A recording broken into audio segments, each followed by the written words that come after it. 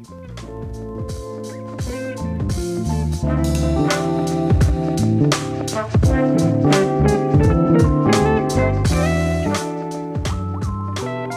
hello, and hello. Welcome back. It's a whole new season of the Family Fortune. It is. It's me, LaShawna, and actually sitting across from me today. Once again, I'm back It's Malcolm. to add some foolishness to get my money right. And it is the season for that because, as we all know, it's a new administration, which means new changes, as is to be expected when things change over.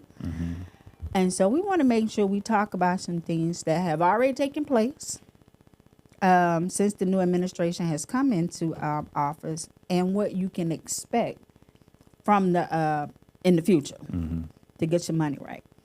So I know one of the conversations when we were talking, you was like, "What about the stock plummet with the technology?" Look here, I was on YouTube just minding my business, and then this video was recommended to me. It was a live video talking about, they made it seem like the whole stock market crashed because NVIDIA went down like, I don't know, it was like this steep drop because of this DeepSeek thing. And I just thought that, it wasn't just NVIDIA. I It was realized the that. whole, it was a whole bunch of them. Who was it from? Whoever runs Chat GPT. Yeah. I don't know all the peoples, but the technology. And it was a race to who will get AI out first. And you know, America likes to be number one. So a lot of people who are able to invest in the stock market invested Right. into these brands.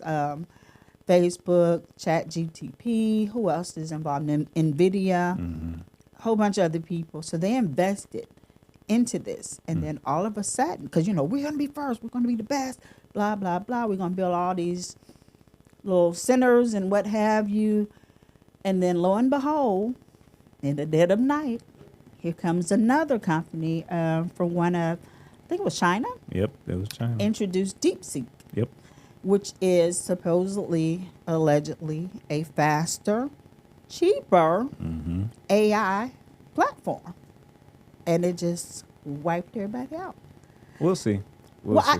Because they've already rebounded. And Right. so that's why the market is volatile. And so that's one of the things we want to talk about. Make sure people understand that when change happens, you have to be flexible enough to adjust to what they call it, market volatility. There you go. So the market's going to go up and down, up and down, up and down. So if you put all your eggs in one basket, such as just the stock market, you might want to rethink that. That's a conversation with Cliff McGee. Or diversify. I always say, because, you know, I learned this from young, diversify your portfolio so everything's not in one little industry. There you go. I mean, we're not saying don't invest in technology because, you know, that is the future, but make sure you have some diversity there. And then don't panic. I always tell people don't panic unless you're a day trader and you're selling. Because I heard this actually from Yahoo Finance and some of the other business analysts I follow. Unless you actually selling the stock, you haven't lost money. The price of your portfolio just goes down Right. temporarily. That's scary. That's scary. But we already know it's going to go back up. Yeah. So unless you actually sell the stock, Yeah, that's when then you that's lost when money. you may have lost money. There you go. So that's one way to look at it. So some other things that have happened just within the past, 10 days? Because it's only been 10 days at the taping of this, because it is January the 30th. First of all, tax season has started. That's right. Tax season started on January 27th and it runs through April the 15th. And right now everything looks good. If you did everything you're supposed to do for 2024, go ahead and continue following.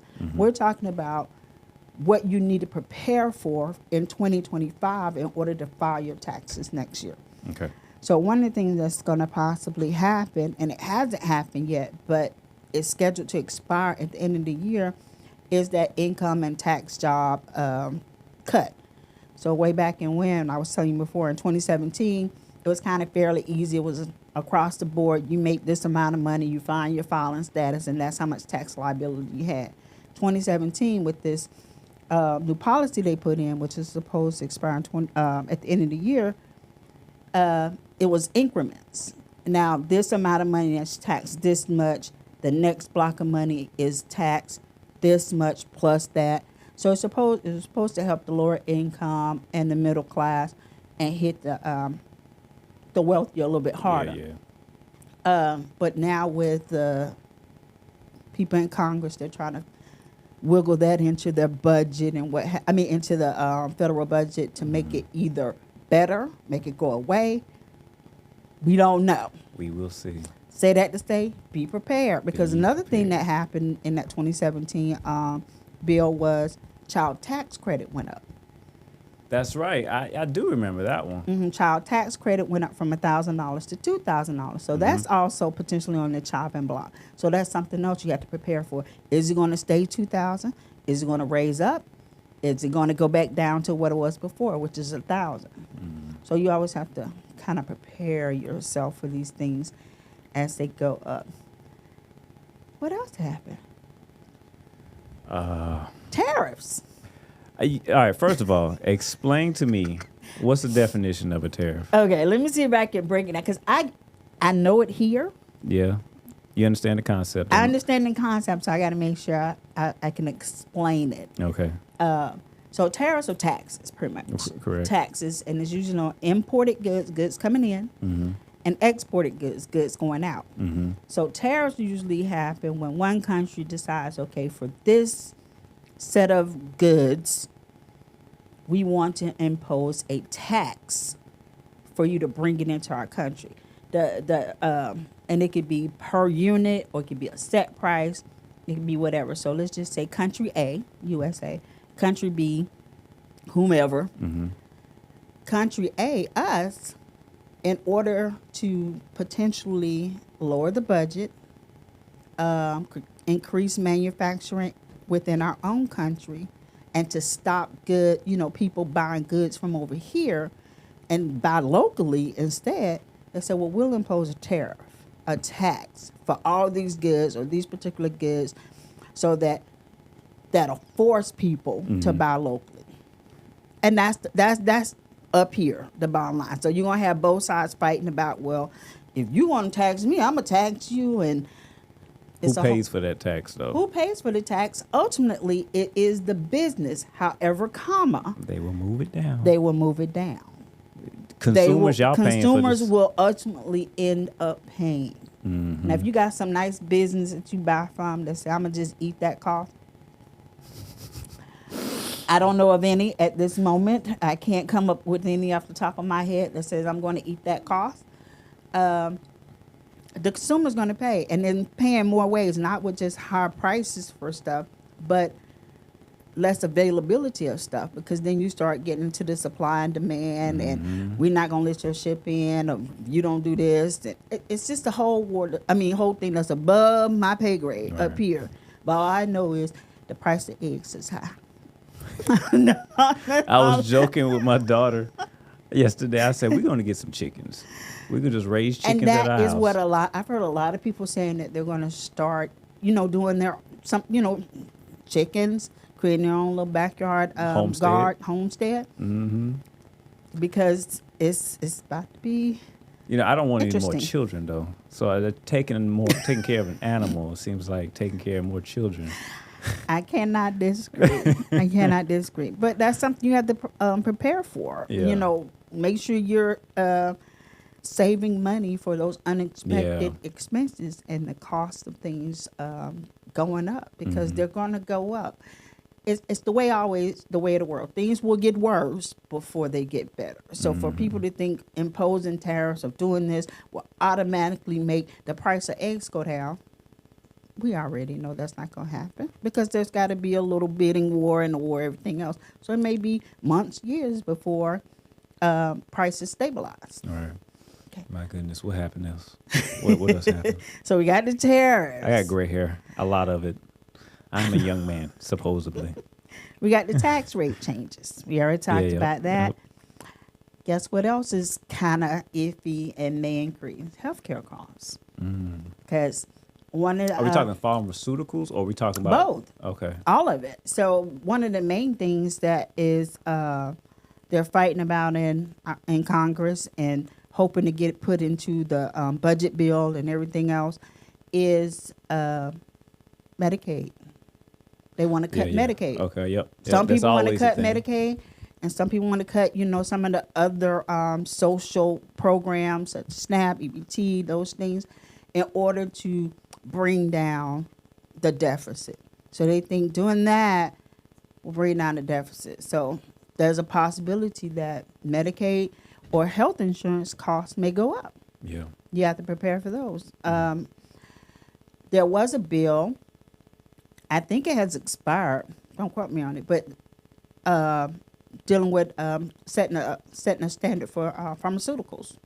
Like As in, a rate, like pharmaceuticals cannot be over such amount of money. or like when you pay for your medicine. Yeah. Got you. Okay. And so I think that's gone now. So costs that, where it used to be maybe $30 for a bottle, Yeah. with the bill that the previous administration put in, is now going back up to what it was before, which is probably almost $1,000 a pill. And I'm just speaking hypothetically on different things, but that's what people were dealing with. Mm-hmm. And so for a while it was cool, but now you don't know how if your medication's going up.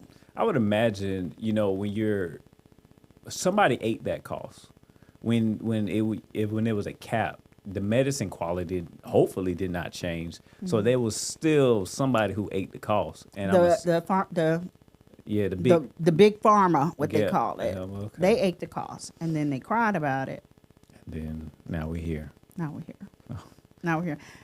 I can't remember it was a guy. Don't ask me to tell you his name, but they call him Farmer Bro, because he was the one that started the whole mess in the first place. Not the one that started, but brought it to the limelight. He was charging like thousands of dollars for like one pill. You know who I'm talking about? That. Yes. And he's in jail now. He may be out, but but that may be coming back. Mm-hmm. You never know what's going to happen. Because he had a corner on the market. He was like the only person providing this. Mm-hmm. And he was charging like $1,000 a pill. Yup. I remember this guy. I was mad. Even though I wasn't on the medication, but I was mad about that. Yep. What else done happened? So much. Credit card rates. So what people want to put out, what the new administration want to put out, is maybe making it temporarily 10% is the maximum APR on interest rate. We know that's not going to happen, but it would be nice. I don't think I've ever seen a 10% APR. Right. This is what is being proposed? Yes, that's what he wants to do. However, you got to look at it from the other side is people won't qualify for a 10% rate. A lot of people won't qualify for a 10% rate. That's correct, yep. So a lot of people who probably were already struggling to get credit, it's going to be an even harder battle for them to get credit. I don't even think I can get a 10% PR. And I don't have bad credit. Look, you helping me with my finances. I hope you got good credit. It was a journey, but I got there. It was a journey, but I got there. Insurance, regular insurance, property insurance, that's already going up or being canceled because some of the insurance companies are balking because of the issues that's going on in Florida with the hurricanes, California with the fires. Yeah. People's policies are getting either canceled or their claims are getting denied left and right. And so it's getting harder and harder to get your property insured. We got to love the insurance companies. Yeah, so I really feel for them because right now they're still trying to rebuild and they don't have any. They don't have the funds to do it. They don't have the funds to do it. Isn't that, I think this is getting a little off topic, but that's a FEMA thing, is it correct? Well, yeah, it has to. No, it's not a FEMA thing. FEMA is on top of insurance. Like if you already have insurance, they would assist anything that goes beyond whatever your deductible is. But it's when you don't have insurance, I think that's FEMA's supposed to cover the rest of that. Pretty much. They try to do what they can. Yeah, it's government assistance. Yeah, they try to assist as much as they can. But I'm talking about the homeowners insurance and the renters insurance. You got to make sure you read your policy very, very well because things that you think might be covered would not be covered. I know a lot of people here in the Augusta area in the CSRA after Hurricane Helene came through, they're still trying to navigate with some of their insurance claims. Okay, the final thing we're going to talk about of changes to be aware of is job security. Because, there's a federal freeze that's on. There's a mandate. You either come back to work or you get fired for them federal employees. For like remote workers? Mm-hmm. Or, yeah, for the remote workers, the teleworkers. mm-hmm. I don't know how that's going to play. Explain that to me. So there's a mandate, a federal mandate for people to come back to work. In the office. Mm-hmm. So that means that they became at-home workers during, I'm assuming, the pandemic. Maybe. But see, that's why it's so ambiguous and so vague. And the new administration really needs to work on how they put stuff out. Yeah. Hence the panic when they said no more federal funding or Mm-hmm. freeze on federal funding for all these programs and grants and everything else, and SNAP and everything else went away for a minute, Mm-hmm. a couple of hours, but there was a panic. The way you word things and explain, put things out there makes a difference. They say remote, but remote and telework are almost two totally separate things. Remote usually comes like work at home. Yeah. And that it usually happens when you come from, because of the pandemic. Mm-hmm. Some people just didn't go back into the office. Yes. Telework is your job requires you to go multiple places. So you're not fixed to an office or you're not fixed to a desk because you may have to be over here. You may have to be over there. You may have to be here. A lot of your work may be on screen. So one thing that's new to me right now is like this teledoc. There's a doctor that you talk to. I know. I got one of them. Oh, don't be mad now. And I'm just like, what are they considered? They're telework. So. And see, they're more than likely, like the doctor I have, telework. She's a telework doctor. Her primary business or her primary location is Atlanta. Mm-hmm. So every 3 months, though, they have to go visit the other location. So today, when I had my doctor's appointment, she was here. Mm-hmm. But the next time I see her, she'll probably be on the screen. So to me, there's a difference. But either way, because of the way the wording was, everybody got to show back up. Yeah, 'cause I'm like, my wife has always been, I'm not going to say always, but her new job is dedicated remote because she's a international client success manager. And her clients are all over the world. So I'm like, I don't think you can work from an office that way. Even her supervisor's working from home. Her entire department is working from home. And see, I think these are federal employees. So, Okay, but a lot of yeah. businesses and on the state level down have taken those mandates and applied it. So right now it's for okay. federal employees, Yeah. but it's a trickle down effect. So everybody is trying to do what it says, especially if they receive federal funds. So like a lot of these 501(c)(3)s, these nonprofits, if they receive federal funds, they're kind of having to do all these things. Mm-hmm. And so you got to navigate that new norm. Are you going to keep those employees or are you going to lose employees because they decide, well, I ain't coming back to work. And they offered the buyout as well. Like, okay, if you will, the federal government say, okay, we'll pay you for 8 months if you just quit now. I wouldn't do that. Because who's to say when you'll get the money, if you'll get the money. Yeah, and with DEI, is you going to get another job. Is you going to get another job. So it's a lot of things you need to consider going into this new norm for 2025 and beyond with this new administration. Just maintain what it is. Keep your mindset what it is. Focus upon what it is you need to do. Stop trying to jump.